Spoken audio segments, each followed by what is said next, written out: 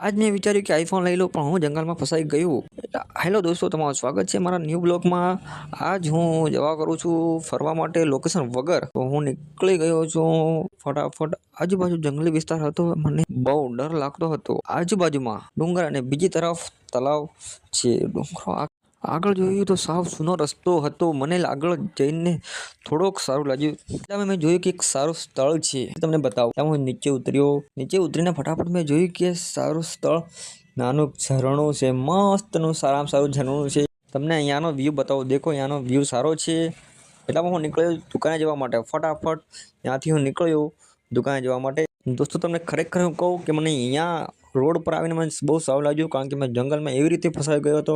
આજુબાજુ કોઈ નહોતું. ત્યારે મેં ફટાફટ બહાર નીકળવાનું વિચાર્યું. ત્યાંથી હું નીકળી આવ્યો છું. ફાઇનલી ગાઈસ, હું દુકાને ગાડી મૂકીને નીકળ્યો છું. મારી દુકાને આવી ગયો છું. તમને મારો બ્લોગ તો લાઈક સબસ્ક્રાઈબ કરી દેજો. આપણો બ્લોગ અહીંયા પૂરો થાય છે.